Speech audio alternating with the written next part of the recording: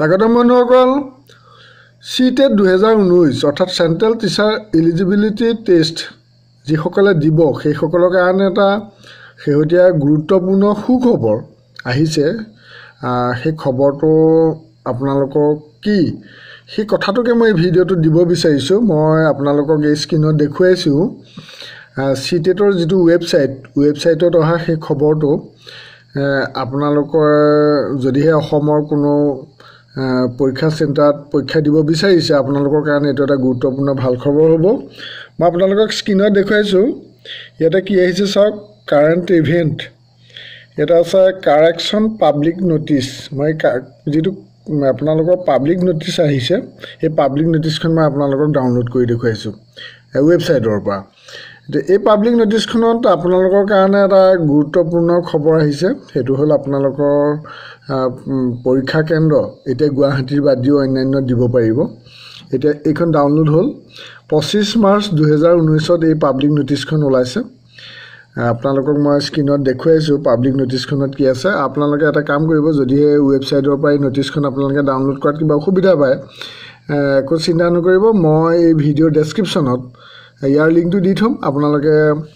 Download কৰি লব পাৰিব নটিচখন চাব পাৰিব আৰু অন্যথা আপোনালোকে যদি ৱেবছাইটত চাব পাৰে তেতিয়াহলে আপোনালোকে মই দেখুৱাৰ দৰে চাই লব পাৰিব CTETৰ ৱেবছাইটটো আপোনালোকক মই স্ক্ৰীনত দেখুৱাইছো www.ctet.nic.in আপোনালোকক দেখুৱাইছো স্ক্ৰীনত www.ctet.nic.in এতিয়া ইয়াৰ নটিচখনত কি লিখা আছে চাওক ইয়াতে যিখিনি কথা মূলত that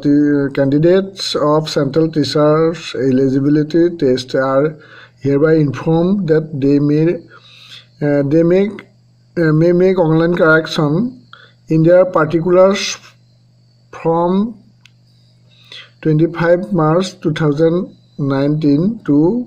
1st April 2019 as mentioned in informed bulletin CTET July 2019 এটা মূল কথাটো হল যে 1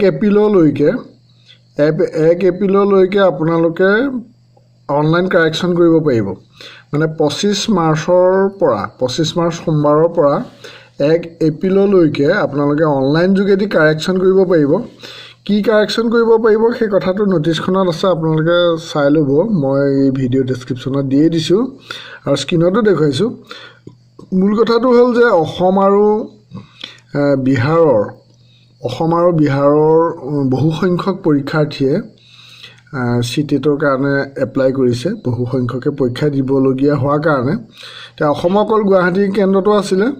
গতিকে ক্যান্ডিডেট বেছি হোৱাৰ কাৰণে অসমত 4টা CTETৰ পৰীক্ষা কেন্দ্ৰ দিছে সেইকেইটা কি আপোনালোকে দেখিছে স্ক্ৰীনত ডিব্ৰুগড় গুৱাহাটী যোৰহাট আৰু শিলচৰ অসমৰ কাৰণে আৰু বিহাৰৰ কাৰণে তেনেকৈ ভগলপুৰ আপোনাৰ আৰু কি আছে দৰভংগা আছে গয়া আছে মুজাফৰপুৰ পাটনা আৰু বৈশালী আছে গতিকে আমি বিশেষকৈ অসমৰ কাৰণে মই এই ভিডিওটো বনাইছো গতিকে অসমৰ খবৰটোকে দিব বিচাৰিছো যে ডিব্ৰুগড় গুৱাহাটী যোৰহাট আৰু শিলচৰ ইয়াৰ ভিতৰত আপোনালোকে চইচ কৰি পেলাই পৰীক্ষা চেণ্টাৰ দিব পাৰিব যে আপোনালোকে যেতিয়া প্ৰথম অনলাইন যোগেদি এপ্লাই কৰিছিলে তেতিয়া কি হৈছিল কথাটো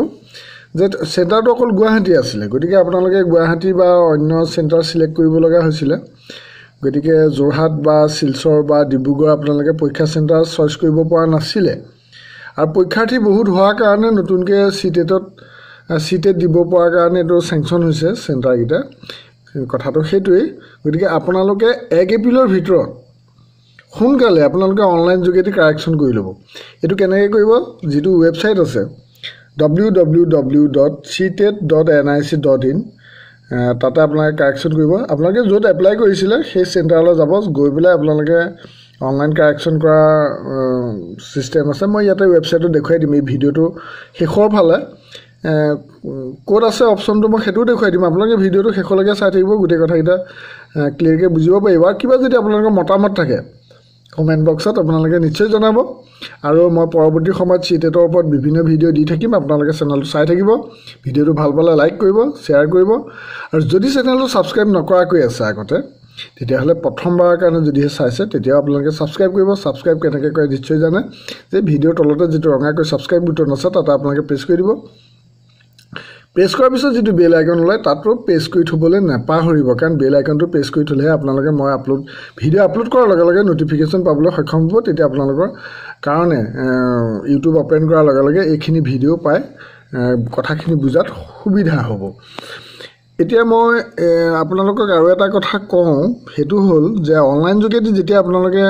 কাৰেকশ্যন কৰিব অনলাইন কাৰেকশ্যনটো গম পালে যে 25 মাৰ্চৰ পৰা 1 এপ্ৰিললৈকে আছে 2019 চনৰ এই 1 এপ্ৰিলৰ নিশালৈকে আছে নিশা আচলতে 12 বজাৰ প্ৰায় 12 বজালৈকে আপোনালোকে একেবাৰে শেষ মুহূৰ্তলৈ নাথাকিব তাৰ আগতে অনলাইন কাৰেকশ্যন কৰিব অনলাইন কাৰেকশ্যনত আপোনালোকে কি কৰিব ইয়াতে লিখিছে all candidates match choose or change their examination cities as per their convenience. The candidates may obtain any 3 examination cities in their preferential order. তাৰমানে আপোনালোকে এতিয়া 3টা চেণ্টাৰ চইচ কৰিব লাগিব আপুনি অসমৰ বাসিন্দা গতিকে আপোনালোকে ডিব্ৰুগড় গুৱাহাটী যোৰহাট চইচ কৰিব পাৰিব যদি আপোনালোকৰ শিলচৰৰ ফালে সুবিধা হয় তেতিয়াহ'লে আপোনালোকে গুৱাহাটী শিলচৰ যোৰহাট এনেকৈ যিকোনো 3টা আপোনালোকে চইচ কৰিব আৰু তাতে আপোনালোকে যিটো চেণ্টাৰত পৰীক্ষা দিবলৈ সুবিধা হয় সেইটো প্ৰথমতে দিব ধৰি লওক আপুনি যোৰহাটত পৰীক্ষা দিবলৈ যদি সুবিধা হয় তেতিয়াহ'লে যোৰহাটটো প্ৰথম চইচ কৰিব ফাৰ্ষ্ট চইচ কৰিব আৰু ছেকেণ্ড চইচত কি দিব আপোনালোকে যিটো সুবিধা হয় ডিব্ৰুগড় বা গুৱাহাটী আপুনি যি এলেকাৰ বাসিন্দা হয় সেইটো দিব আৰু এই যিখন নটিচ আপোনালোকে ভালকৈ চাই ল'ব মূল কথাটো ইমানেই গতিকে ইয়াতে লিখিছে আৰু হাওবাৰ ইয়াতে কি লিখিছে গুৱাহাটীৰ কথা লিখিছে Guwahati are specially informed to modify their choice of examination cities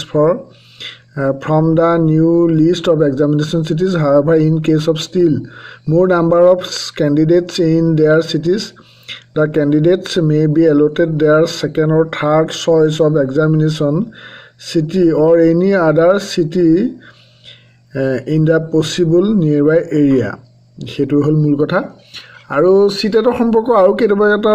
গুৰুত্বপূৰ্ণ খবৰ আছে মই পৰৱৰ্তী ভিডিঅ'ত এইখিনি কথা জনাম এতিয়া আপোনালোকৰ